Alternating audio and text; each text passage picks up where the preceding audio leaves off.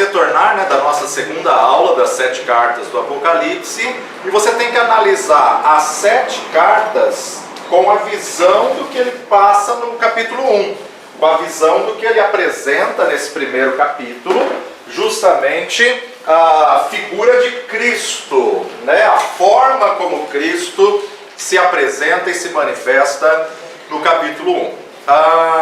Como falamos aí, tem uma interpretação literal para o que realmente estava acontecendo na igreja, mas também tudo se completa, né? 7 cartas, 7 igrejas, 7 hastes que são os 7 Espíritos de Deus, e essas 7 hastes também pode representar as 7 igrejas. E aí então é a interpretação histórica. Na interpretação histórica, então a primeira igreja, a igreja de Éfeso, é considerada a igreja apostólica. A segunda igreja, a igreja de Esmirna, é o tempo na história dos mártires. Por quê? Porque houve a grande matança dos cristãos. A terceira igreja, a igreja de Pérgamo, é a igreja que se tornou imperial, ou seja, houve uma fusão da igreja e do Estado em Constantino, e aí na verdade não houve mais, como que eu posso dizer, eles não buscam mais a presença de Deus, agora busca agradar o governo, agora busca satisfazer o governo, então se torna Pérgamo imperial. Depois nós temos a igreja de Tiatira, e a igreja de Tiatira, ela é considerada a igreja da Idade Média. Idade Média. Depois nós temos a igreja de Sardes, que é a igreja da Reforma, de 1517 para cá. Depois nós temos a igreja da Filadélfia, que é a igreja que vai restaurar os movimentos missionários, missões. E por fim, a igreja da Laodiceia, que é a igreja da reta final, que é a igreja atual. Então, no decorrer da história, você pode observar aqui, ó, Éfeso, apostólica, Esmirna, mártires, Pérgamo, imperial, Tiatira, Idade Média, a Idade Negra, né? Aquela situação da igreja. Aqui Sardes, a da Reforma, Filadélfia, a de Missões, e Laodiceia, a igreja atual. Então vamos lá, Apocalipse capítulo 2, versículos de 1 a 7. 2, de 1 a 7. Carta às 7 igrejas da Ásia, primeira carta à igreja de Éfeso. Escreve ao anjo da igreja que está em Éfeso, isto diz aquele que tem na sua destra as 7 estrelas, que anda no meio dos 7 castiçais de ouro. Eu sei as tuas obras e o teu trabalho, a tua paciência, e que não podes sofrer os maus. Pusestes à prova os que se dizem ser apóstolos e o não são, e tu os achastes mentirosos. E sofrestes e tens paciência, e trabalhastes pelo meu nome e não te cansastes. Tenho, porém, contra ti que deixastes a tua primeira caridade, ou o teu primeiro amor. Lembra-te, pois, de onde caístes e arrepende-te, e pratica as primeiras obras. Quando não, brevemente a ti virei e tirarei do seu lugar o teu castiçal, se não te arrependeres. Tens, porém, isto, que aborreces as obras dos nicolaítas, as quais eu também aborreço. Quem tem ouvidos, ouça o que o Espírito diz às igrejas. Ao que vencer, dar-lhe-ei de comer da árvore da vida, que está no meio do paraíso de Deus. Então a gente observa aqui algumas coisas curiosas. Primeiro, ele apresenta que a árvore da vida que estava no paraíso, agora ela foi transportada para os céus e está no paraíso de Deus. Isso já é algo muito interessante. Dar-lhe-ei de comer da árvore da vida que está no meio do paraíso de Deus. Bom, A gente tem que entender que a igreja de Éfeso foi uma igreja privilegiada. Por quê? Porque, na verdade, a gente observa que Paulo escreveu a Éfeso, né? Paulo escreveu a carta aos Efésios, e que também Paulo escreve a Timóteo quando ele era pastor da igreja de Éfeso, 1º e 2º Timóteo. E agora você tem aqui a primeira carta da Ásia Menor, do Apocalipse, para Éfeso. Então é uma igreja que recebeu muitos avisos de Deus, muitas informações de Deus. Quem fundou a igreja de Éfeso? O próprio apóstolo Paulo. Quando ele fundou a igreja de Éfeso? Vai lá comigo para Atos 18, Atos capítulo 18, de 18 a 21.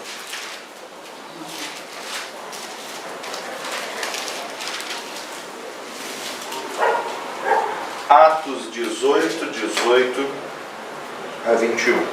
E Paulo, ficando ali muitos dias, despediu-se dos irmãos e dali navegou para a Síria, e com ele Priscila e Áquila, tendo rapado a cabeça em Cencreia, porque tinham feito um voto.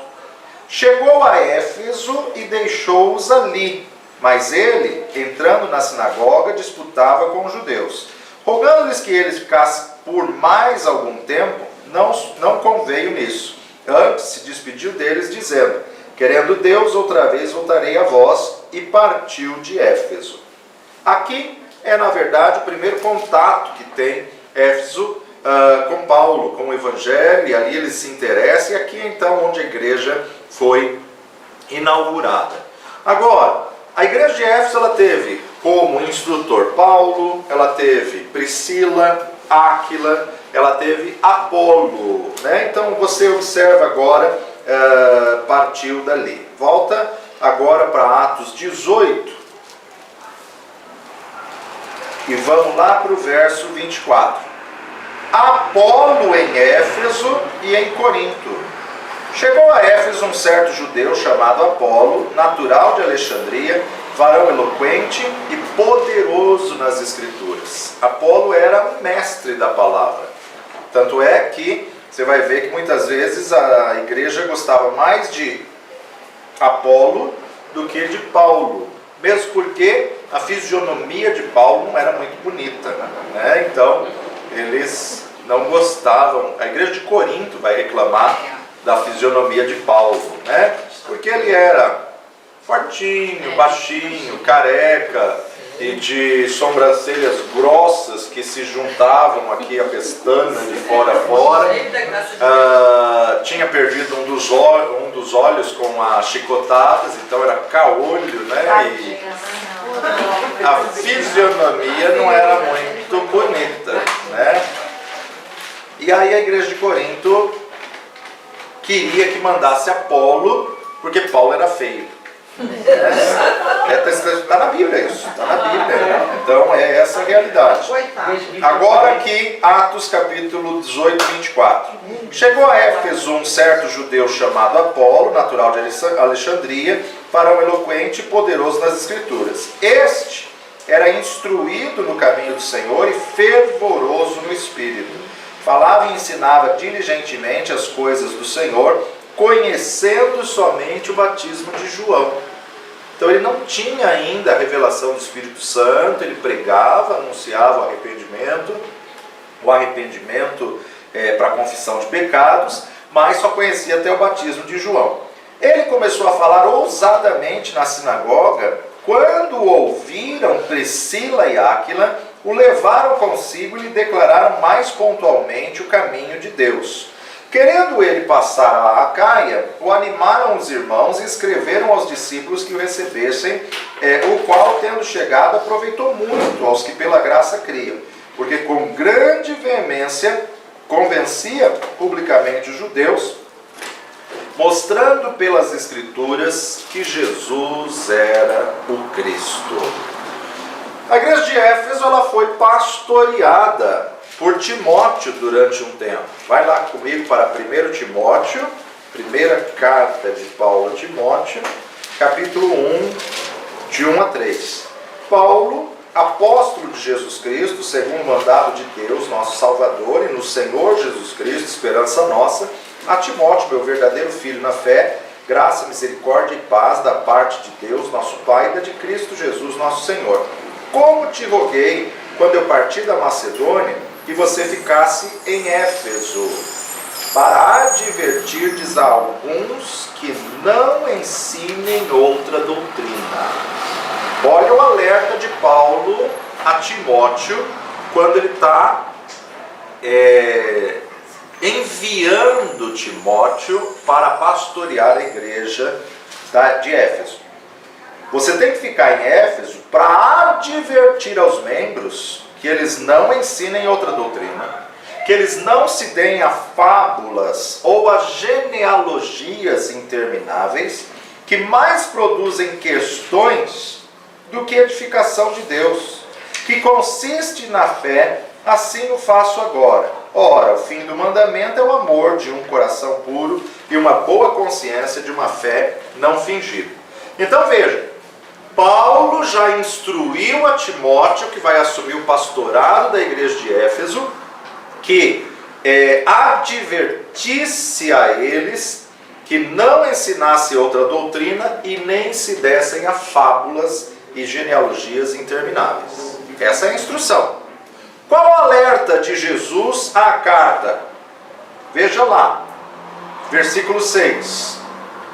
Tens, porém, isso, igreja de Éfeso, vocês aborrecem as obras dos nicolaítas, as quais eu também aborreço. Ou seja, eles acataram o ensino de Timóteo. Eles acataram e se desviaram das heresias. Vamos estudar daqui a pouquinho o que são a doutrina dos nicolaítas.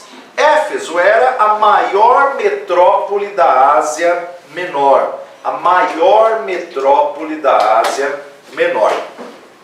Como se fosse a capital do mundo hoje, né? Éfeso era uma cidade muito agitada, cheia de belezas, cheia de riquezas, glamour, e o centro do paganismo, com extrema idolatria, prostituição, bebedeiras e orgias. Bebedeiras e orgias. Éfeso tinha também o templo de Diana dos Efésios, que era uma das 7 maravilhas do mundo na época. O templo de Diana dos Efésios, eles afirmam que era a extensão de 2 campos de futebol. Então imagina, 2 campos de futebol, e na verdade o templo, olha só, templo de Diana dos Efésios, que era aí muito extenso, muito ostentoso, né? Esse templo, onde apenas a base de uma coluna só que restou desse templo. Todo o restante foi demolido, tá? Mas esse templo ele era sustentado na época por 127 colunas. 127 colunas que tinham 20 metros de altura. 20 metros de altura cada coluna. Então imagina, né? Aqui a gente tem do chão lá até esse terceiro andar, dá 11 metros e pouquinho, né? 12 metros, vai. Mais 8 metros para cima ainda, era a altura de cada uma das 127 colunas. Tá? Só sobrou uma base dessa coluna nos dias de hoje. Essa é uma foto atual, como está lá hoje, mas outrora ela mediu 425 pés de comprimento e 220 pés de largura. E ao todo aí, então, algo muito grande. Diana, em romano, é a mesma deusa Artemis em grego. E é considerada a deusa da caça ou a deusa da fertilidade.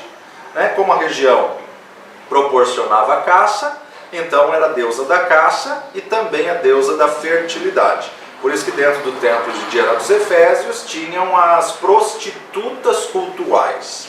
O que eram as prostitutas cultuais? Eram sacerdotisas de Diana que estavam a dispor dos turistas, né? Embora ela fosse uma cidade turística, ela era também uma cidade portuária. Então, na verdade, todos que chegavam podiam se relacionar com as prostitutas cultuais, gerar filhos com elas, e esses filhos ou eram abortados, ou quando nasciam, eram sacrificados a Diana. Tá? Grande parte era sacrificado. Dentro do templo, se escondiam os criminosos, se escondiam os eunucos, se escondiam as dançarinas, as prostitutas e os cantores.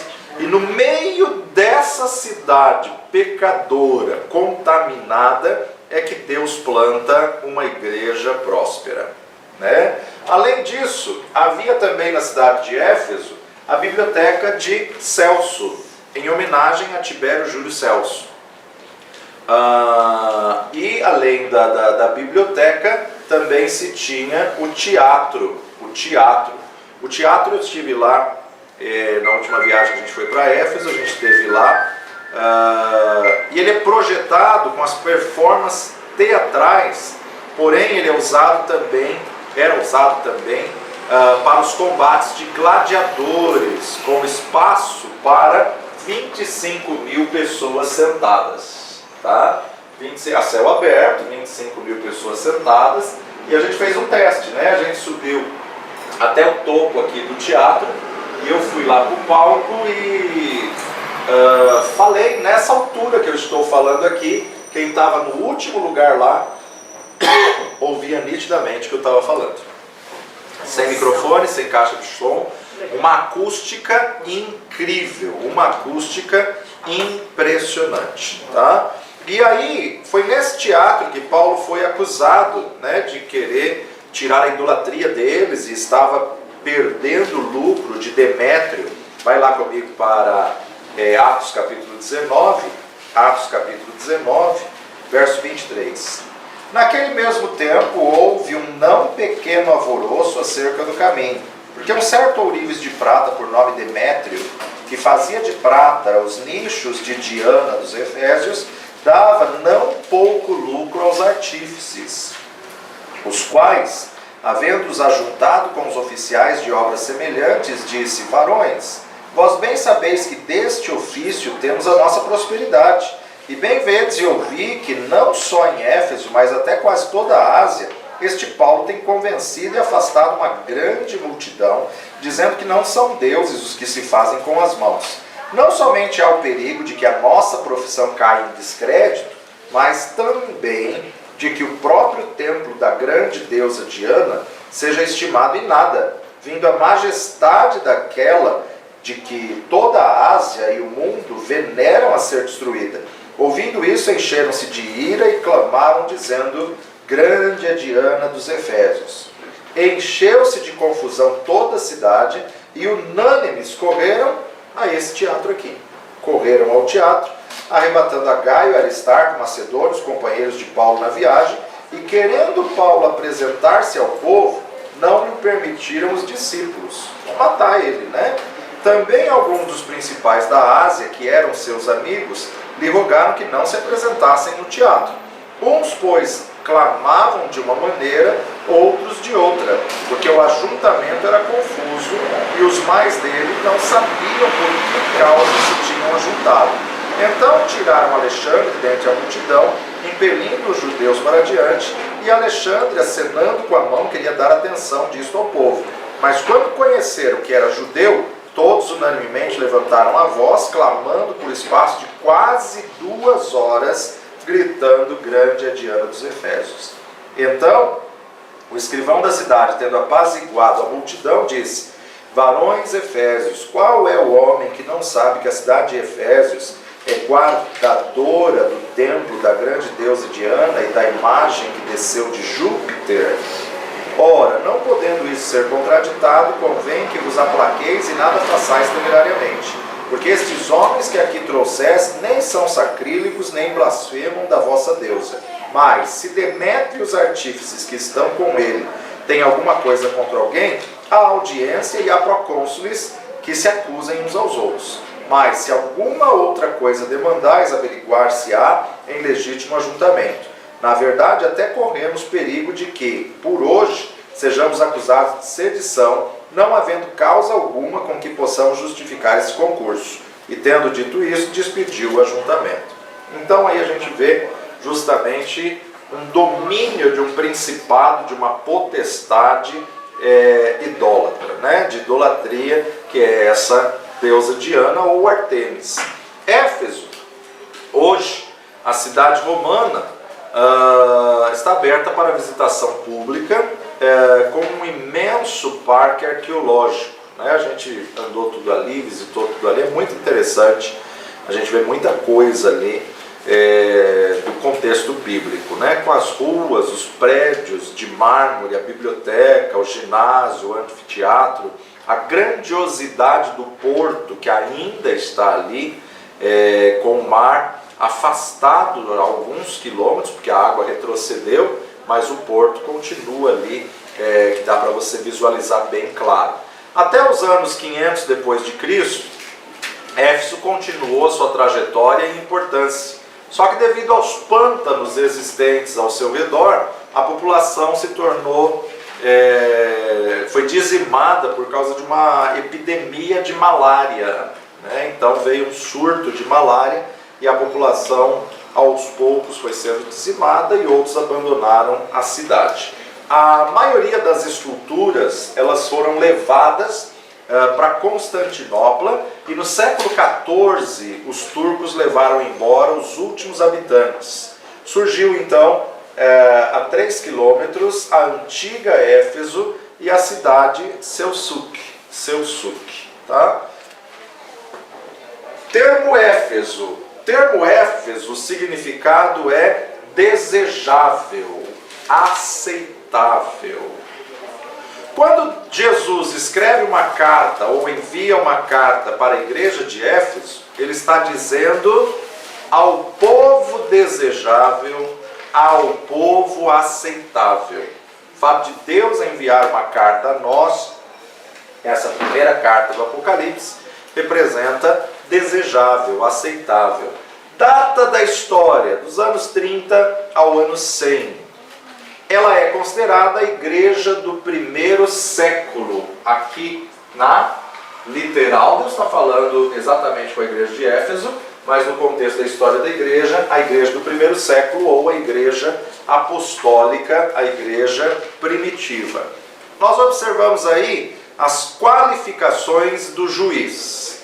Tem 7 estrelas e 7 candeeiros. Logo no versículo 1, escreve ao anjo que está em Éfeso: isto diz aquele que tem à sua destra 7 estrelas e que anda no meio dos 7 castiçais de ouro.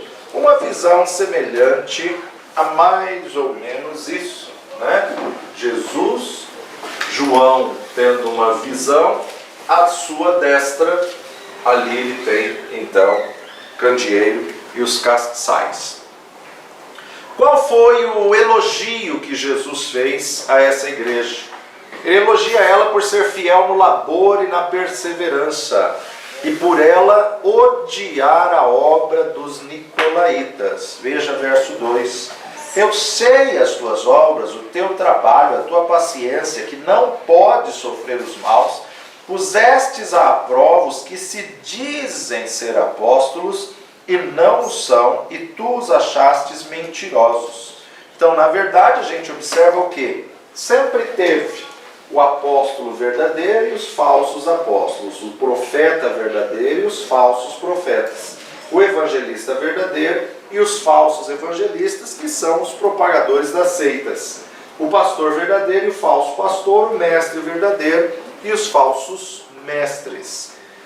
Tenho, porém, contra ti que deixaste o teu primeiro amor, mas tens, porém, isso, que aborrece a obra dos nicolaítas, as quais eu também aborreço. Então, os 2 elogios que Jesus dá a essa igreja é que ela trabalha pelo nome do Senhor, ela não se cansa e ela odeia a obra dos nicolaítas. Isso aconteceu não só na igreja do primeiro século, isso está acontecendo até hoje. O que é o Nicolaítas? Nicolaítas, eles eram mestres itinerantes que ensinavam a antinomia. Antinomia. Hoje tem outro nome que você já vai identificar daqui a pouquinho. A antinomia era uma perigosa heresia que falava da graça abundante, a graça que tudo cobre. Jesus já fez tudo o que precisa ser feito, você não precisa fazer mais nada. A antinomia é uma heresia que encorajava os membros da igreja à libertinagem. Pode pecar à vontade, Jesus já cobriu o pecado que você vai fazer. Não precisa renunciar a nada, não precisa. Venha para Jesus, Ele está de braço aberto para todo pecador. Pode vir e permanecer como está. Isso é antinomia. Ou seja, o encontro com Jesus que não causa mais mudança. Isso é heresia. Isso é pecado. Isso é a pessoa que não tem Jesus como Senhor, ou o senhorio não foi estabelecido. E aí vem aquele alerta de Jesus: por que me chamais Senhor, Senhor, se não fazeis o que eu vos mando? Aquele que se diz ter Jesus como Senhor, mas não mudou de vida, está indo para o inferno. Porque o encontro com Jesus tem que causar mudança. Então, cuidado, porque muitas igrejas hoje, nesse período atual, estão falando da graça abundante, estão falando da graça que não pode viver livremente, dissolutamente. Isso é libertinagem. Paulo nos disse: vamos mergulhar no pecado para que a graça abunde? De maneira nenhuma. Então a antinomia é, na verdade, uma heresia que a igreja de Éfeso resistiu à obra dos nicolaítas por causa dos ensinos que Timóteo instruiu quando Paulo envia Timóteo para lá. Admoesta eles a não dar ouvido às heresias que estão aí com apóstolos itinerantes, com pregadores, com mestres itinerantes, ensinando que o cristão podia viver da maneira que ele bem entendesse, porque a graça tudo cobre. Veja que essa heresia é antiga.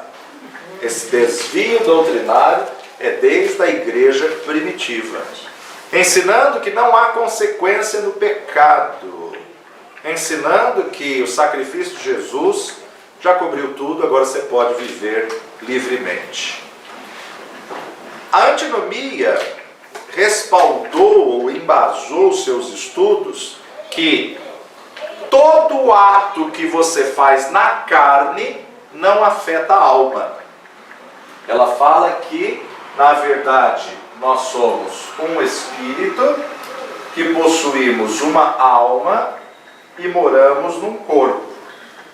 Alma e corpo junto dá uma natureza carnal. E ela explica que a carne é má, a carne pecou. Então todo ato que você faz na alma ou faz na carne não vai afetar o espírito. Isso é uma heresia. A heresia chamada nicolaítas ou chamada antinomia. Mestres itinerantes passavam de igreja em igreja pregando essa heresia, ensinando a libertinagem. Parava o versículo na metade: tudo me é lícito. E aceitavam tudo porque diziam: não, Jesus já levou os meus pecados. Pregavam fábulas e prendiam a atenção das pessoas com as genealogias. As genealogias interminantes, que muitas vezes era apenas uma distração para mostrar um conhecimento que não leva a lugar nenhum. Importante saber quem gerou quem, mas o que isso pesa para a salvação? A antinomia era o conflito entre duas ideias. Então, Romanos capítulo 8, versículo 1, Paulo vai escrever à igreja de Roma: portanto, agora nenhuma condenação há para os que estão em Cristo Jesus, vírgula, que não andam mais segundo a carne, mas que andam segundo o Espírito. É óbvio que se a pessoa andar segundo a carne, vai ter condenação. É óbvio que se a pessoa andar mediante os desejos e prazeres da carne, ela vai ter condenação. Não vai haver mais condenação para quem não anda mais segundo a carne. Se não está andando segundo a carne, está andando segundo o Espírito, então não vai ter condenação. Por quê? Porque já está andando de acordo com o que Deus quer. Aí você tem uma foto dos nicolaítas, né? Eles tinham vestes muito expressivas, coloridas e cheias de glamour, né? Mas que traziam aí terríveis heresias. Mestres itinerantes que ensinavam antinomia, uma perigosa heresia. Ensinavam que o cristão podia viver da maneira que bem entendesse, porque a graça tudo cobre. Tá? Agora Romanos capítulo 6, versos 1 e 2. Voltando uma página aí, nós temos: que diremos, pois? Permaneceremos no pecado para que a graça seja mais abundante? De modo algum. De modo algum. Nós que estamos mortos para o pecado, como viveremos ainda nele? Bom, qual a repreensão de Jesus para essa igreja? Tenho, porém, contra ti que abandonastes o teu primeiro amor. Então a repreensão à igreja de Éfeso: se abandonou o primeiro amor. Vamos entender. Logo depois que Jesus ressuscitou, ficar em Jerusalém até que do alto sejais revestidos de poder, ficaram mais 10 dias no cenáculo, passado 10 dias cumpriu 50 dias, veio o derramar do Espírito, Pentecostes. Pedro se levanta pregando a palavra, começa uma perseguição, aquela luta e tudo mais. Logo depois, eles estavam pensando que Jesus voltaria na geração deles. Então, por isso que eles vendiam as propriedades, tinham tudo em comum. Peraí, Jesus foi ali e volta já, a gente precisa investir nessa mensagem e propagar essa mensagem. Então eles vendiam tudo e enviavam apóstolos, enviavam missionários, enviavam evangelistas para expandir a mensagem, estabelecer o reino. Só que aí passa-se 10 anos, passa-se 30 anos, passa-se 40 anos, passa-se 70 anos, está chegando ao ano 100, ao primeiro século. E esse Jesus não vai voltar não. O que começou a acontecer? Esfriar. Eles deixaram de ter aquele pensamento escatológico: Jesus vai vir na nossa geração. Tanto é que os apóstolos do Cordeiro demoraram a escrever, porque eles próprios pensaram: não vamos gastar tempo escrevendo, a gente tem que sair e pregar o Evangelho, porque Jesus está voltando. Quando eles viram que Herodes prendeu Tiago, mandou matar Tiago, prendeu a Pedro, Pedro sai livremente, milagrosamente, mas os outros apóstolos começam a morrer um, começa a morrer outro, começa a morrer outro. Gente, a gente tem que deixar isso escrito, isso registrado, para as outras pessoas que a gente não vai conhecer, porque se morrer todo mundo, quem vai propagar a mensagem? Só que aí Paulo já estava escrevendo carta para as igrejas. Quando Paulo escrevia carta para as igrejas, ele não tinha o propósito de pensar que iria virar o Novo Testamento. Ele não tinha essa ideia. Ele queria consertar o erro de uma igreja que ele não estava com tempo de ir lá para pregar pessoalmente. Então ele enviava carta. Mas aí então começa os 4 evangelhos, né? Primeiro Marcos, depois começa aí os outros 3, escrevendo. João é o último aí a escrever. Então você vê o que? Eles esfriaram por abrir mão de uma visão escatológica, por abrir mão. Jesus está demorando para voltar. Falaram isso no ano 100. Por isso que agora Jesus vai escrever à igreja de Éfeso: tenho, porém, contra ti que deixastes o teu primeiro amor. O noivo está dizendo à noiva: deixastes o teu primeiro amor. O texto diz que Éfeso era uma igreja boa. Conheço as tuas obras, a tua paciência. Só que o noivo tinha contra ela que havia perdido o primeiro amor. Ou seja, o que realmente nos motiva a fazer o que estamos fazendo? Por que assumimos responsabilidades na igreja? Por que vamos à igreja? Por que você quer o que quer espiritualmente? A nossa motivação tem que ser uma paixão interminável por Cristo. Então a repreensão, abandonasse o teu primeiro amor. O aviso, volta a praticar as primeiras obras. Volta à prática das primeiras obras. Ou seja, Apocalipse 2,5. Lembra-te, pois, de onde caístes, arrepende-te e pratica as primeiras obras. Quando não, brevemente virei a ti, tirarei do teu lugar o teu castiçal, se não te arrependeres. Lembra-te, pois, de onde caístes e arrepende-te. Ou seja, qual foi a situação que te esfriou? Foi alguém que te feriu? Alguém que te podou? O que foi que aconteceu que você não quer mais ter aquela dedicação, não quer mais ter aquele zelo?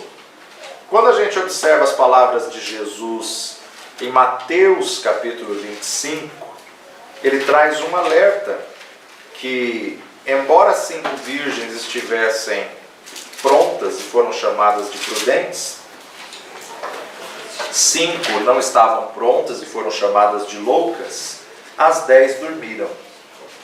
Mateus 25, de 1 a 13. Então o reino do céu será semelhante a 10 virgens que, tomando as suas lâmpadas, saíram ao encontro do esposo. 5 delas eram prudentes e 5 eram loucas. As loucas, tomando as suas lâmpadas, não levaram azeite consigo, mas as prudentes levaram azeite às suas vasilhas com as suas lâmpadas.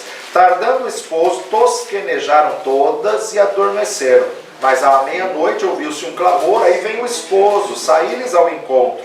Então todas aquelas virgens se levantaram e prepararam as suas lâmpadas. E as loucas disseram às prudentes: dai-nos do vosso azeite, porque as nossas lâmpadas se apagam.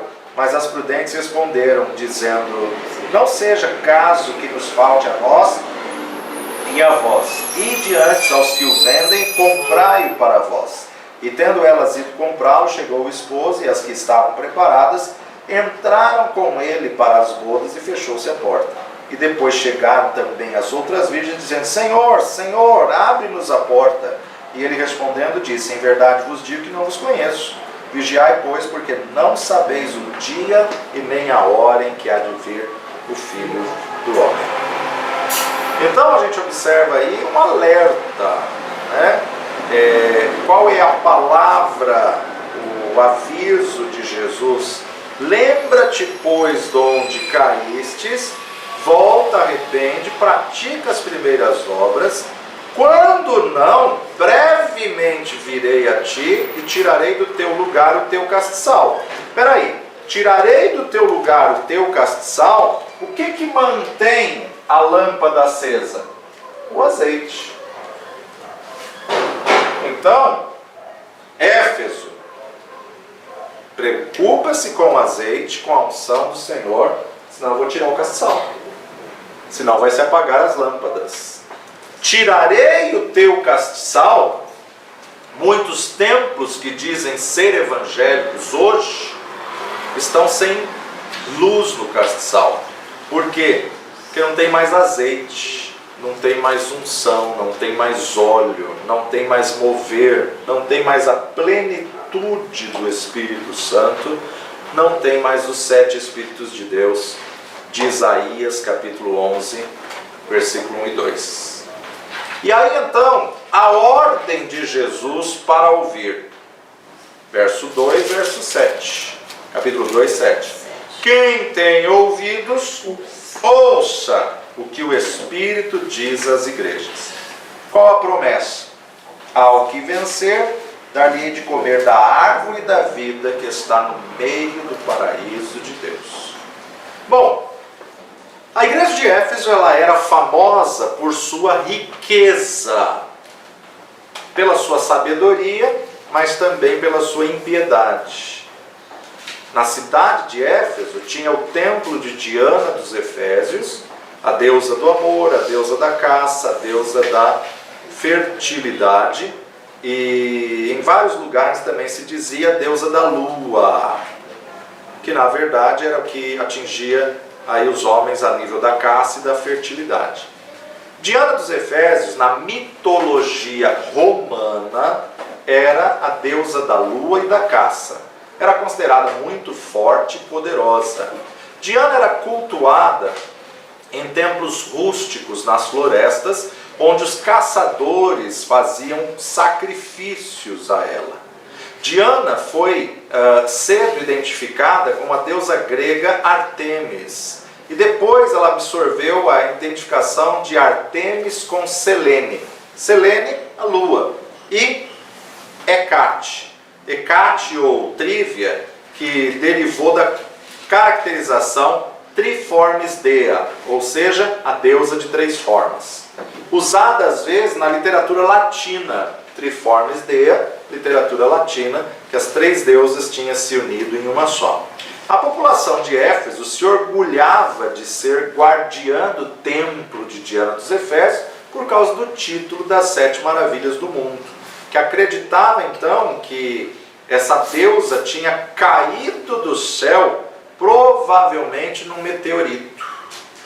Então, não se sabe quando começou o culto a essa deusa, mas pode até ter alguma ligação com a deusa de Astarote, lá em Juízes, capítulo 2. Lá em Juízes, capítulo 2, verso 13. Porquanto deixaram o Senhor e serviram a Baal e a Astarote, tá? Que era adorada pelos cananeus cerca de 1000 anos antes de Cristo. O fato é que o culto a Diana se perdeu com o tempo. Então a gente observa aí que essa carta também traz uma mensagem pessoal a nós como igreja. Traz uma mensagem para a igreja literal da época de Éfeso, que tinha o templo de Diana, traz uma mensagem na história da igreja do primeiro século, que está esfriando e deixando o primeiro amor, mas também traz uma mensagem para nós, hoje, como tempo escatológico, como indivíduo que somos igreja do Senhor Jesus Cristo nos dias de hoje. Nós podemos, às vezes, ficar tão ocupados com as atividades, e o ativismo muitas vezes rouba o tempo e não sobra tempo para você adorar ao Senhor. Até o ativismo com a obra. Isso leva a um esfriamento do amor, que por sua vez apaga a chama do testemunho para um mundo incrédulo. Começamos a propagar a denominação, o nome, o título da igreja, os homens e não a Cristo. O verdadeiro testemunho começa com o que somos e se manifesta no que falamos e no que fazemos. 2 Coríntios, capítulo 11, 2 Coríntios, capítulo 11, versículo 3, Paulo vai dizer: mas temo que, assim como a serpente enganou a Eva com a sua astúcia, assim também sejam de alguma sorte corrompidos vossos sentidos e se apartam da simplicidade que há em Cristo. Cuidado para não se apartar da simplicidade. Atos capítulo 2, verso 29 e 30. Varões irmãos, seja-me lícito dizer-vos livremente acerca do patriarca Davi, que ele morreu e foi sepultado, e entre nós está até hoje a sua sepultura. Sendo, pois, ele profeta, e sabendo que Deus lhe havia prometido com juramento que do fruto dos seus lombos, segundo a carne, levantaria a Cristo para o assentar sobre o seu trono. Traz aí uma visão justamente do cumprimento daquilo que Deus tinha dito lá no Antigo Testamento, através de Davi, e isso se cumpriu. Não podemos nos desviar dessa simplicidade do Evangelho. Mas Paulo ainda vai dar um alerta a Timóteo, 1 Timóteo capítulo 1, versos 3 a 6. Como te roguei quando eu parti da Macedônia, que você ficasse em Éfeso, para advertires a alguns que não ensinem outra doutrina, nem se deem a fábulas ou genealogias intermináveis, que mais produzem questões do que edificação de Deus, que consiste na fé. Assim o faço agora.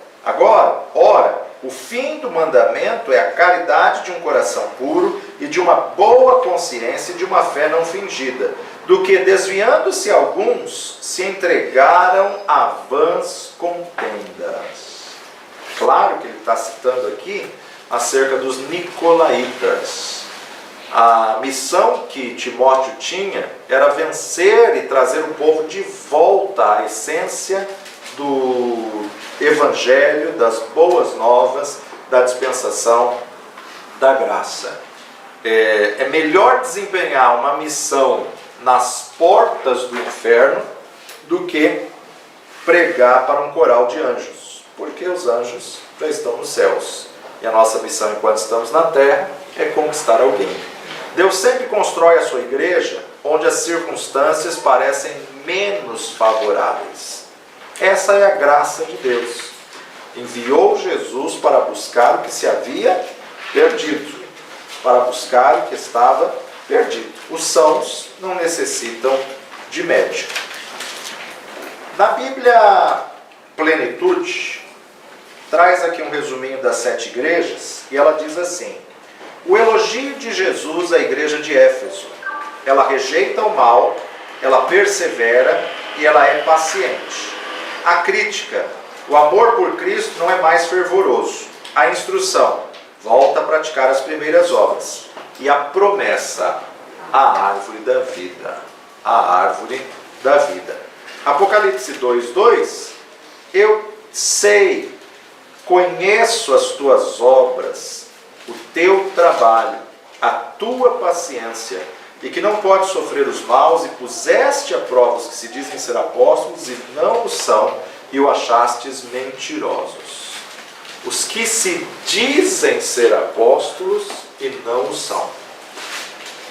Qualquer líder hoje em dia almeja, ostenta o título apostólico porque não tem uma visão correta dos ministérios. Quando nós entendemos a profecia de Isaías, a qual um menino nos nasceu, um filho se nos deu, Jesus é o cabeça e o governo está sobre os seus ombros. Ombro é horizontal. A mesma unção que tem o apóstolo, tem o profeta, tem o evangelista, tem o pastor e tem o mestre. Não é piramidal, o apóstolo não está no topo da pirâmide. Muitas igrejas ensinam que o apóstolo é o topo da pirâmide e os outros estão tudo embaixo. Está errado. O governo está sobre os ombros. Ombro é horizontal. Apóstolo, profeta, evangelista, pastor e mestre, e não piramidal. Então, por causa disso, muitos ostentam o título apostólico por causa do ensinamento errado. E aí, então, Jesus está repreendendo essa igreja, está elogiando essa igreja que rejeita muitos que se dizem ser apóstolos e não são. Qualquer líder hoje em dia que ostenta o apostolado sem ter um chamado, chega até o cúmulo do absurdo de se autoconsagrar-se a si mesmo. Não é? A pessoas, eu me unjo a mim mesmo como tal. Não é? As pessoas podem até nos ver como pessoas íntegras, mas diante dos olhos de Jesus, que tem os olhos de fogo e como chama de fogo e vê o profundo do coração, ele vê muito mais do que o exterior. Ele vê e sonda o coração. E muitas vezes encontra adultério de coração. Podemos até pensar no seguinte: existem muitos líderes, autoridades dentro da igreja, que estão em adultério de coração com a igreja. Cuidado que o noivo é ciumento. Ele é o noivo da igreja. Então nós temos que entender que é Ele que é o dono e nos colocar na posição de amigos do noivo, como líderes e autoridades dentro da igreja.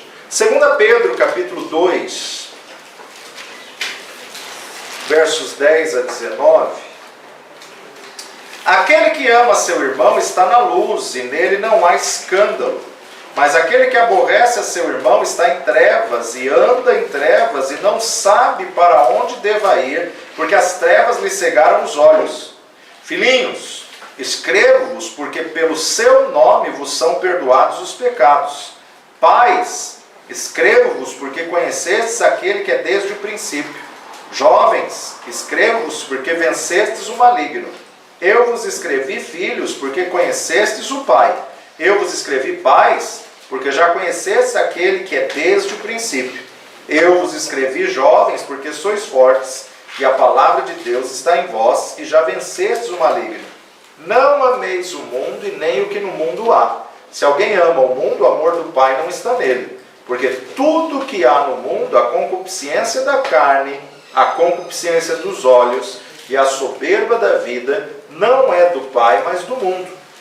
E o mundo passa e a sua concupiscência, mas aquele que faz a vontade de Deus permanece para sempre.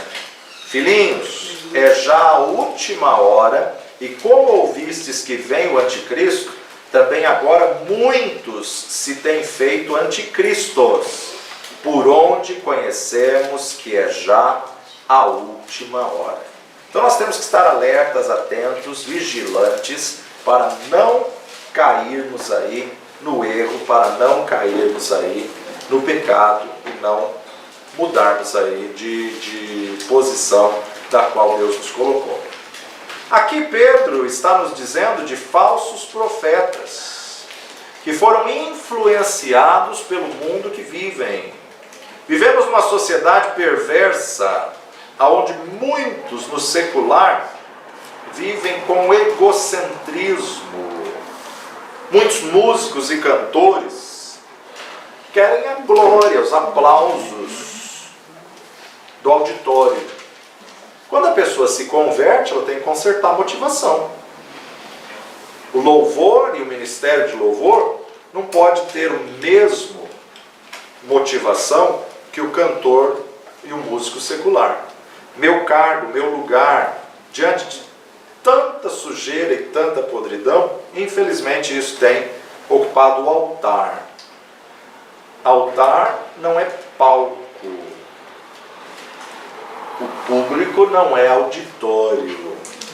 Então, Pedro cita até Noé, que viveu num mundo corrompido e mesmo tendo pregado, ele não se corrompeu por 120 anos e ninguém da sua geração se converteu pela pregação de Noé. Assustador. Por outro lado, nós vemos Jó, homem reto, íntegro, temente a Deus e desviava-se do mal. Só que o mal que ele temia lhe sobreveio. Como está o teu caráter diante de Deus e não diante dos homens? Será que podemos dizer que somos retos, íntegros, tementes a Deus e nos desviamos do mal? Pelo que Ele nos dá ou pelo que Ele é? Como o servimos? Alguns que querem retroceder por algo que não deu certo e acham que servir a Deus não vale a pena, porque na verdade a expectativa que tinham era apenas um Deus que supre os meus desejos. O noivo está dizendo: eu conheço as tuas obras, eu sei o que você faz, não só dentro da igreja como fora dela. Ele sabe o que cada um faz no anonimato, ou seja, o Senhor da igreja, Ele vê aquilo que ninguém está vendo. O músico que limpou o instrumento no anonimato, sem ninguém pedir, sem ninguém ver. Aquilo que você fez em missões, você pregou, você evangelizou, você visitou, você limpou, você tirou o lixo, você ornamentou a igreja e ninguém reconheceu, ninguém agradeceu, por que você fez ao Senhor, é Ele que vai recompensar. Ele sabe de tudo o que fazemos, tanto no anonimato, como a motivação do que fazemos em público.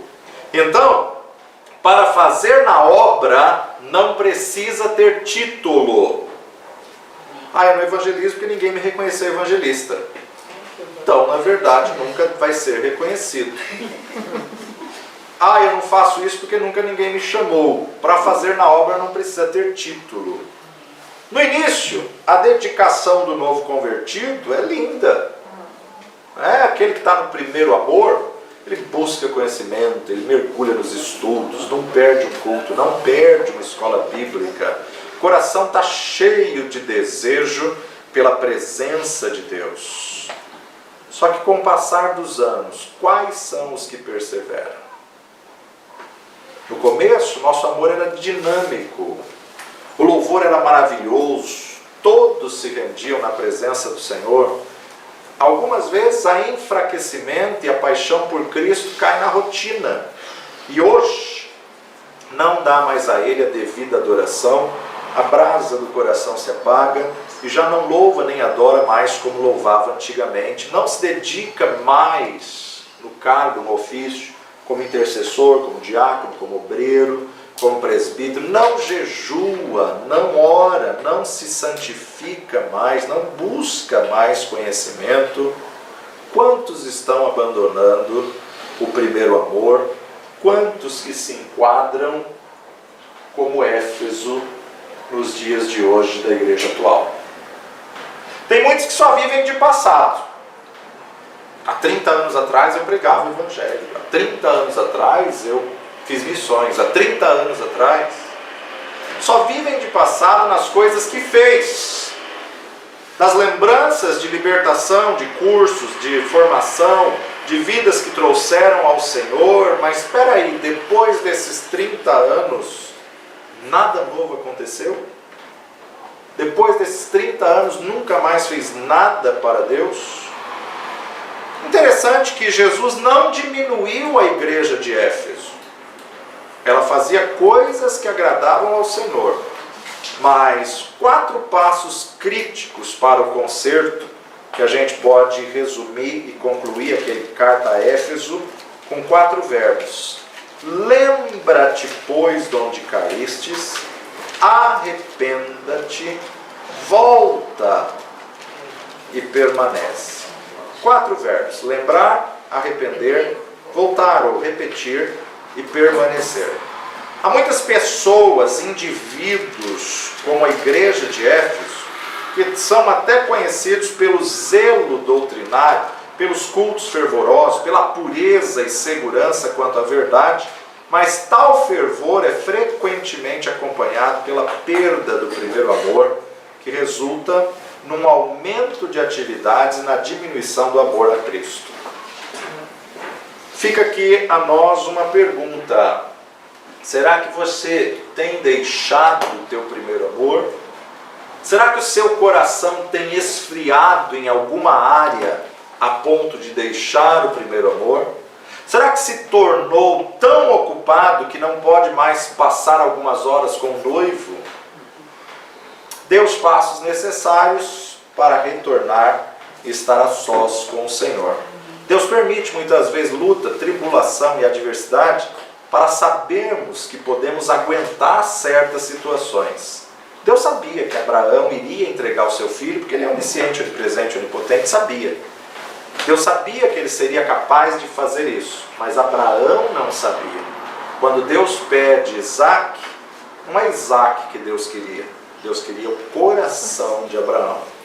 Então, Deus nunca vai dar nada além do que nós possamos suportar. E para cada um, Ele tem algo diferente.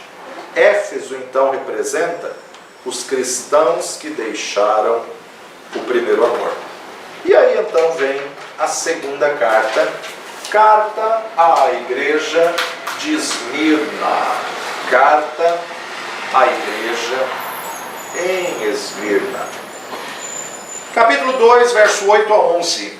E ao anjo da igreja que está em Esmirna, escreve: Isto diz o primeiro e o último, que fui morto e reviveu.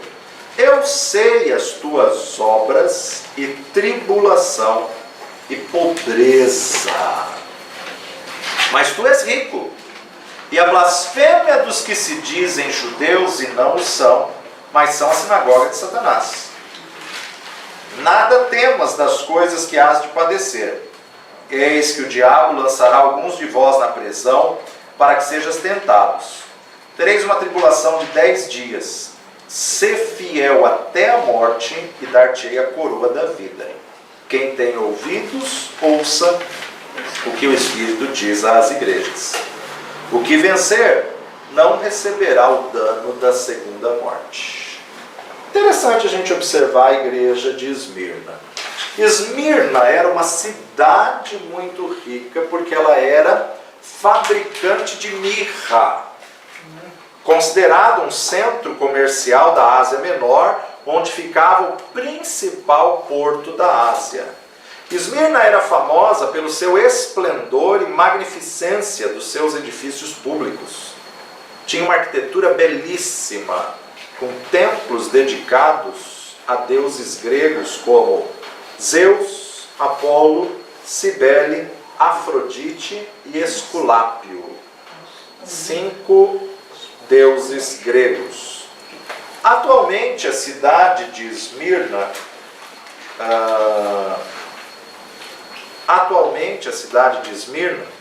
é a principal cidade da Turquia, chamada de Izmir. Tá?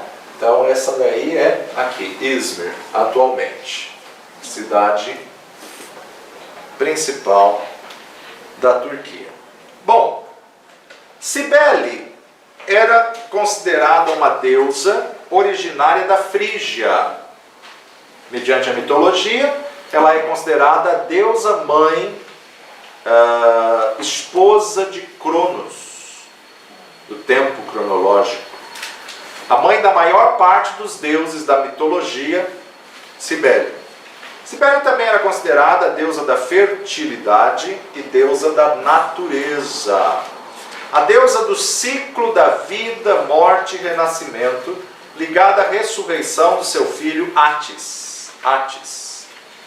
A cidade de Esmirna, ela foi fundada como uma colônia grega 1000 anos antes de Cristo. Só que no ano 600 antes de Cristo, os lídios, eles invadiram Esmirna e destruíram Esmirna por completo no ano 600.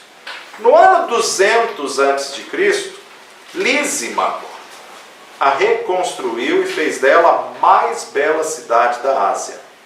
Interessante que a gente está vendo esse cenário hoje, né? A China vai reconstruir o Egito e vai reconstruir Cairo como a mais bela cidade. Aliás, já começou a construção já. Eles querem fazer a capital, Cairo, mais atual do que Dubai. Mais atual e uma tecnologia mais avançada do que Dubai. Então, esse período de impérios, você vê que é através de construções, ostentação, poderio, arquitetura, né? Voltando aos períodos aí do Antigo Testamento. Quando Cristo diz que estivera morto, mas está vivo, ele está falando exatamente quanto à história de Esmirna.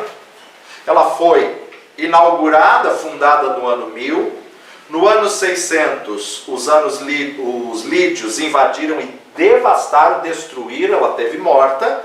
E no ano 200, Lísimaco reconstruiu. Então estavas morto no ano 600, mas reviveu. Então, na verdade, os esmirnianos, eles sabiam do que Jesus estava falando. Estava falando da história da cidade.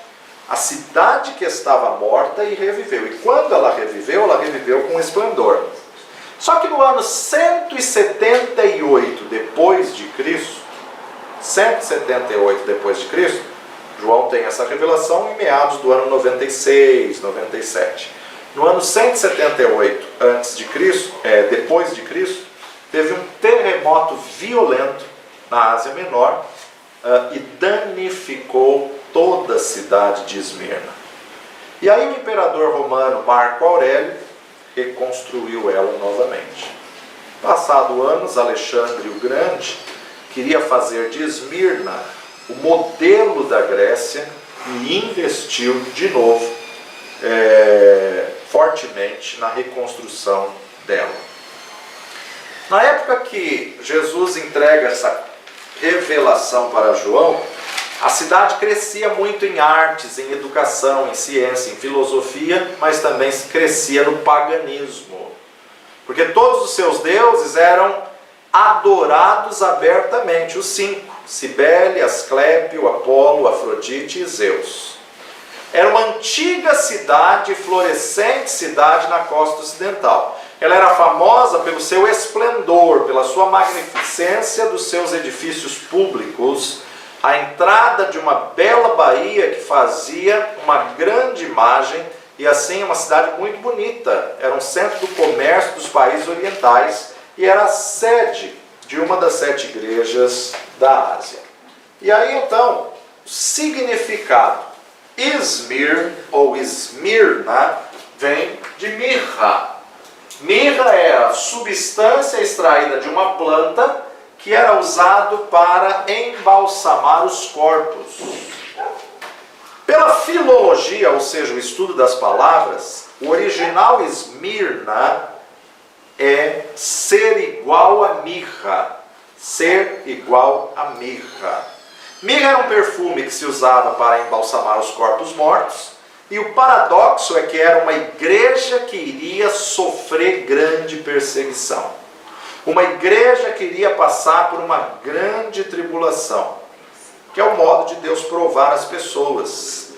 Embora Deus seja onisciente, Ele sabe tudo o que vai acontecer, só que o ser humano não sabe. Então, para nós sabermos como reagir, porque não sabemos o que vai ser de nós diante da adversidade, da provação, da tribulação, a nossa fidelidade é provada, e isso é um ensino para nós mesmos, se vamos continuar sendo fiel ao Senhor ou não. Então, muitos abandonam o chamado em meio à tribulação e abrem mão da obra. É exatamente na controvérsia que a fidelidade é provada. Porque fidelidade, quando tudo vai bem, isso não é fidelidade. Quando tudo favorece, é fácil dizer que é fiel. Fidelidade é quando vem as adversidades da vida e ainda assim a pessoa permanece firme. Uma pessoa ser amiga da outra quando a outra concorda com tudo, isso é fácil. Mas permanecer amigo quando é confrontado ou quando há controvérsia, aí que você vê quem são os verdadeiros amigos. Então, a gente tem aí, o nome Esmirna vem de uma planta chamada mirra, que faz o perfume agradável, mirra da época. Só depois de exprimida é que ela vai produzir o perfume. A igreja de Esmirna foi perseguida, maltratada, mas teve como recompensa da vitória a coroa da vida. Por isso que Esmirna é considerado o período dos mártires. Se você puder baixar, acho que pus até aqui, deixa eu ver. Pois sim, já vou falar. Um filme para você assistir, muito impactante dessa época. Vamos lá. A data da história. Do ano 101 a 300 depois de Cristo, a igreja do período considerada igreja perseguida. As qualificações do juiz. O que Jesus vai dizer a ela? Eu sou o primeiro e o último, o alfa e o ômega.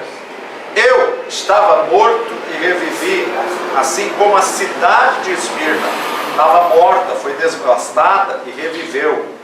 A cidade de Esmirna tinha a pretensão de ser a primeira. Por isso que Jesus diz, eu sou o primeiro. porque ela tinha pretensão de ser a mais forte, a primeira. Eu sou o primeiro e o último. Então, Apocalipse 2:8, ao anjo da igreja que está em Esmirna, escreve: isto diz o primeiro, são vocês que são o primeiro. Eu sou o primeiro e o último, que foi morto e reviveu, assim como a cidade. Qual foi o elogio que Jesus entrega a ela? Fostes fiel na tribulação. Eu sei as tuas obras, a tribulação, a pobreza. Embora a cidade fosse rica, a igreja era uma igreja pobre. Mas Jesus diz: tu és rico.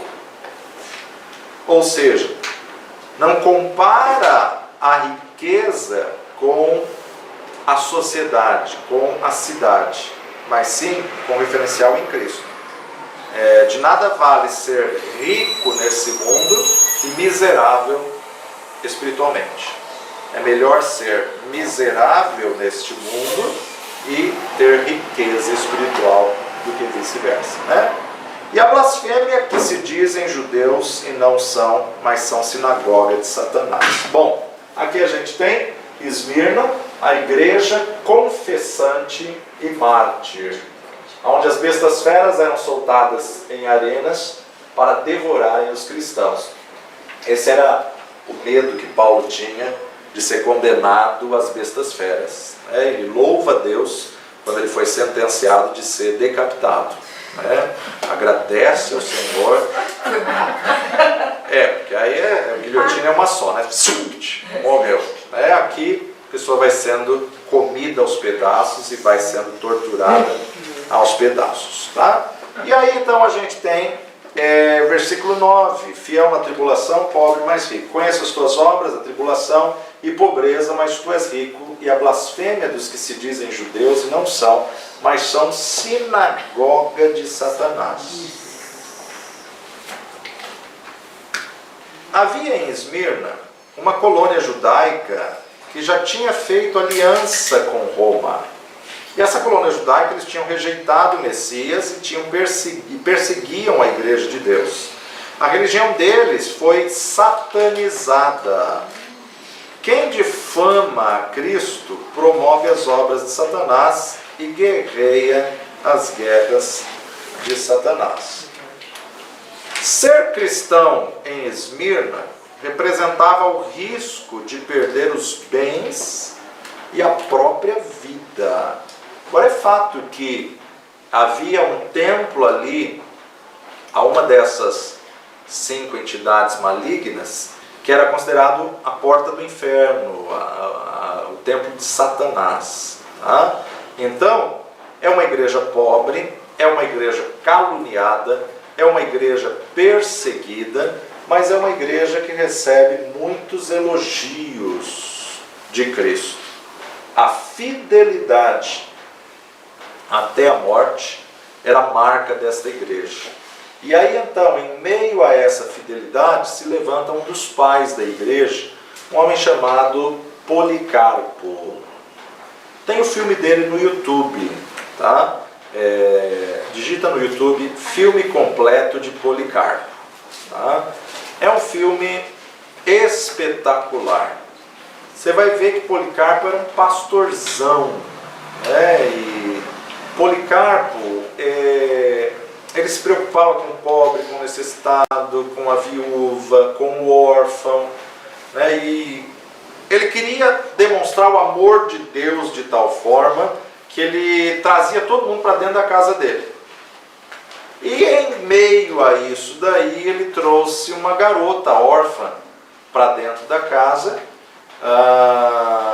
e cuida, e zela, e tira dos filhos para dar a essa menina, e faz de tudo. Policarpo foi um dos primeiros bispos a sofrer o martírio pelo fogo, e foi morto e queimado no ano 169. Alguns afirmam que foi o ano 155, mas há sempre uma discrepância de anos aí. E o que acontece? Essa menina que ele trouxe para dentro de casa e criou como filha, foi a que entregou às autoridades que ele estava buscando a Deus, que ele estava servindo ao Senhor, e que ele fazia oração com eles, e que era proibido, e ele orava e levava todo mundo à oração. Então, na verdade, você vê aí, fostes fiel, né? Hoje, Jesus espera fidelidade na igreja, no testemunho, na família, nos negócios, na fé. Então não venda o Senhor por dinheiro algum, como Judas fez. Não troque o seu Senhor por um prato de lentilha, como Esaú fez. Seja fiel a Jesus, ainda que isso lhe custe a morte, a vida. Ainda que lhe custe o seu namoro, o seu emprego, o seu sucesso, seu casamento, sua vida. Jesus foi perseguido, nós também seremos. Os crentes estavam sendo acusados de coisas graves. Foi aqui em Esmirna que justamente mataram muitos cristãos por denunciarem eles como canibais, quando disseram que eles tinham que comer a carne de Cristo e beber o sangue de Cristo. Falaram que na celebração da ceia, os cristãos estavam comendo humanos, comendo e bebendo sangue de seres humanos, e por isso que eles deveriam ser mortos. Aqueles que usam a arma e acusações levianas são sinagogas de Satanás. Havia uma forte influência de uma comunidade judaica em Esmirna, e os judeus foram os principais inimigos da igreja do primeiro século. Perseguiram a Paulo em Antioquia da Pisídia, em Atos 13:50, em Icônio, em Atos 14, 2 a 5, em Listra, Paulo foi apedrejado, Atos 14, 19, em Corinto, Atos 18, 6. Sinagoga de Satanás, hoje, muitos querem voltar e trazer os rituais judaizantes, colocar o quipá, usar numa celebração para ensino, não tem problema. Mas falar que é só quem usa isso que está salvo, aí esse é o problema. Colocar como obrigatoriedade ou como condição para ser salvo, aí é o problema. Usar para mostrar para a igreja o que é o talit, o que é o kippá, o que é o tefilim, isso não tem problema nenhum, é educativo, é didático. Mas querer judaizar a igreja, dizendo, não, se você não usar, você não tem parte com Jesus, está indo para o inferno, isso se torna então uma heresia. Eles eram pobres porque talvez não conseguissem vender as suas mercadorias por causa da perseguição. Como Paulo, Priscila e Áquila, coisa apertava, eles faziam tendas. A cidade tinha uma riqueza material, fabricadora de mirra, mas espiritualmente era pobre. Então, um paradoxo. A cidade é rica, mas é pobre espiritualmente. A igreja era pobre, mas era rica espiritualmente. E esse paradoxo é que, mesmo sendo uma cidade rica, a igreja passava por dificuldades, porque as pessoas não contribuíam na igreja. Espiritualmente, essa igreja é rica em Deus, porque ao passar por dificuldades, orava, jejuava, buscava o Senhor, e foram o período de maior mártires aí depois da igreja primitiva. Essa riqueza espiritual incomodava, e era onde eles realmente incomodavam o inferno, e aí vinham as perseguições. Ela entrou em oposição da parte dos judeus. Havia em Esmirnas uma colônia judaica que tinha feito uma aliança com Roma, e alguns judeus se contaminaram e contaminaram as pessoas que não eram judias, mas tinham costumes judaicos e perseguiam os cristãos. O plano de Deus para Israel nunca foi quebrado. De ti farei uma grande nação. Então, esse plano em si nunca foi quebrado. O início da igreja era como judeus convertidos, mas esses que entraram, que não eram judeus, começaram a servir a Satanás. A igreja sofreu 2 séculos. 2 séculos. Deus não nos livra do sofrimento. A palavra de incentivo de Jesus é: não temas, ou nada temas.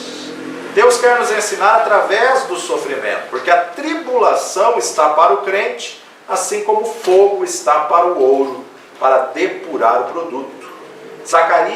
Isaías capítulo 43, 1 a 3 nos diz: mas agora assim diz o Senhor que te criou, a Jacó, e que te formou, a Israel, não temas, porque eu te remi, chamei-te pelo teu nome, tu és meu.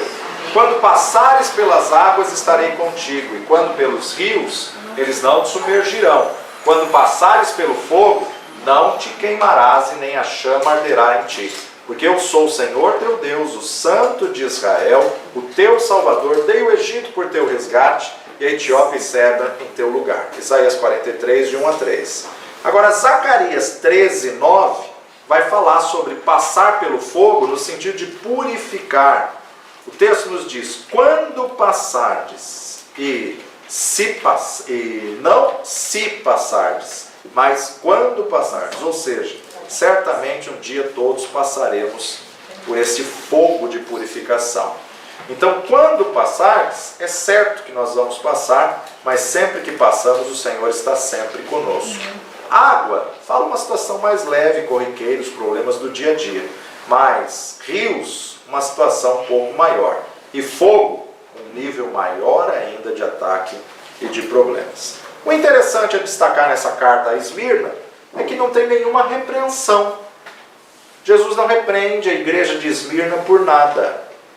A casca da mirra, quando ela era esmagada, ela exalava um doce aroma.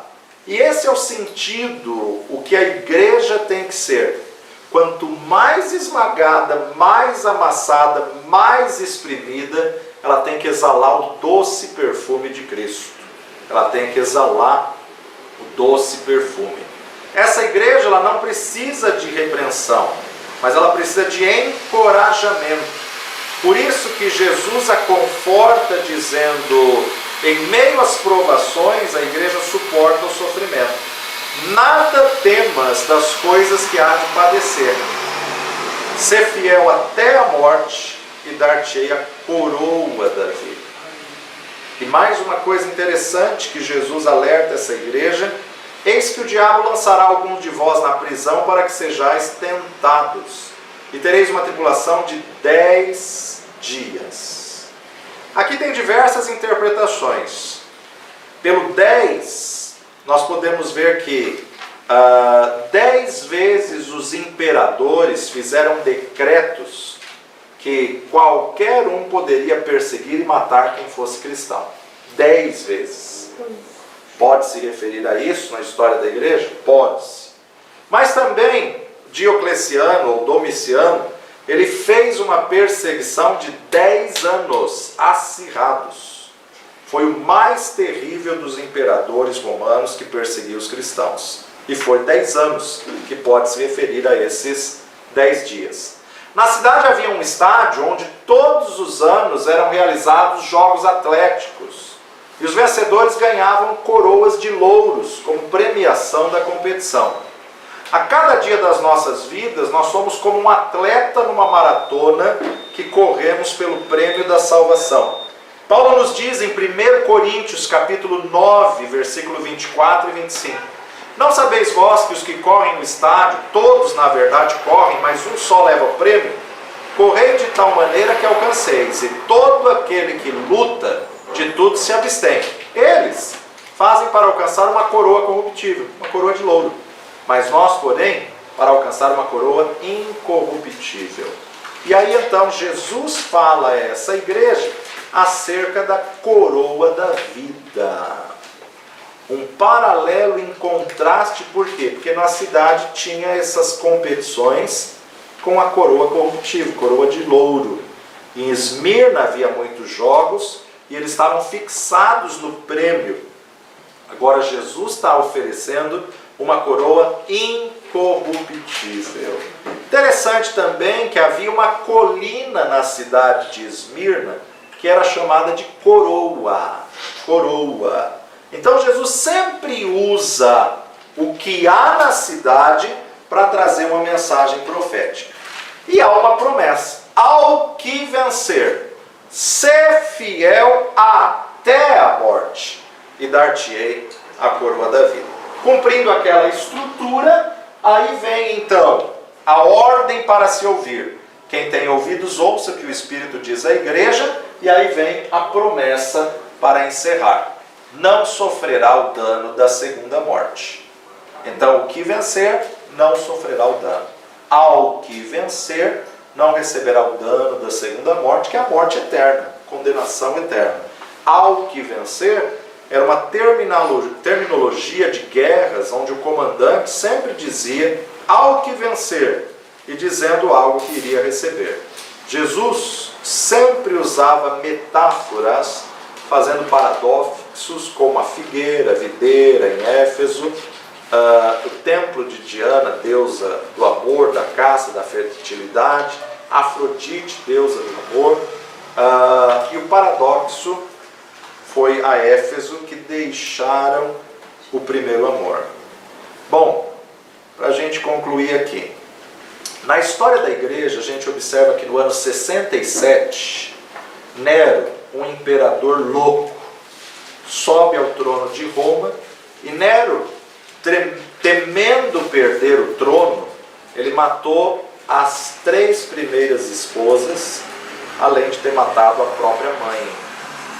A insanidade de Nero era tão grande, chegou um dia que ele colocou fogo na cidade de Roma, que ele queria ver como que Roma ficava iluminada durante a noite. No dia seguinte, quando ele viu tudo queimado e destruído, ele disse que era o povo crente. Ele estava pedindo fogo do Espírito. E aí então ele culpa e começa a perseguir os cristãos, dizendo que os cristãos que tinham ateado fogo em toda a cidade de Roma. E aí veio então uma terrível perseguição. Pedro descreve um pouco das suas loucuras aí em meio às suas cartas. Nero morreu no ano 81 e deu um refrigério para a igreja. Só que logo depois se levantou um outro pior do que ele, o Diocleciano, que foi chamado de Domiciano, né? Diocleciano ou Domiciano foi muito mais cruel do que Nero. Ele fez uma estátua, né, do busto para cima, e colocou na cidade de Esmirna, obrigando todos os moradores a uma vez por ano passar em frente à estátua e gritar: César é o Senhor. E aí, para os cristãos genuínos, isso era uma afronta ao Senhor. E a hora que os cristãos genuínos iam passar, ao invés de gritar César é o Senhor, eles gritavam Cristo é o Senhor. E a hora que eles gritavam Cristo é o Senhor, eram mortos. Tá? Na hora já eram mortos. Essa foi uma das maiores e mais importantes cidades da Ásia Menor, famosa por ser a terra natal do profeta Homero. O profeta Homero nasceu em Esmirna. A mensagem pessoal: a nossa luta não é contra carne e nem sangue, mas sim contra as forças espirituais da maldade. Lá como diz Paulo em Efésios 6, 12. Como sempre, o diabo está por detrás de tudo que é mal. Os 10 dias também pode representar 10 tentativas dos Édipos imperiais de destruir a igreja. Há 2 exortações nessa carta para os que sofrem por causa do nome do Senhor. A primeira delas é: nada temas, e a segunda delas é: ser fiel. Aquele que participa do sofrimento de Cristo receberá galardão. Tudo será recompensado um dia por Deus. Mateus 5, 10 a 12, Mateus 10, 28, Tiago 1, 12. Esmirna representa os cristãos perseguidos de todos os tempos e cenários culturais. O historiador H.B. Workman afirma: tornar-se cristão significa grande renúncia. Grande renúncia. Aquele que seguir a Cristo tem de contabilizar o custo e estar preparado para pagá-lo com a própria vida. A declaração do nome de Cristo já era um crime. O nome significava tortura e ser lançado às feras. No caso das donzelas, a infâmia era pior do que a morte. Matthew Henry escreve: a evidência clara do nosso amor por Cristo é a obediência às suas leis. O amor é a raiz e a obediência é o fruto. Então, a mensagem que fica é: não estarmos prontos a viver para Cristo, não estamos prontos a viver para Cristo até estarmos prontos a morrer por Ele. Só vamos dizer que estamos prontos quando estivermos dispostos a morrer pelo Senhor. Pai de amor e Deus bendito, te louvamos, ó Pai, pela palavra que deixastes a nós e que possamos ser desafiados por essa carta às igrejas a nos alinharmos ao centro da Tua vontade. Leva-nos na Tua paz e na Tua segurança, guarda-nos, livra-nos de todo mal, no nome precioso de Jesus. Amém.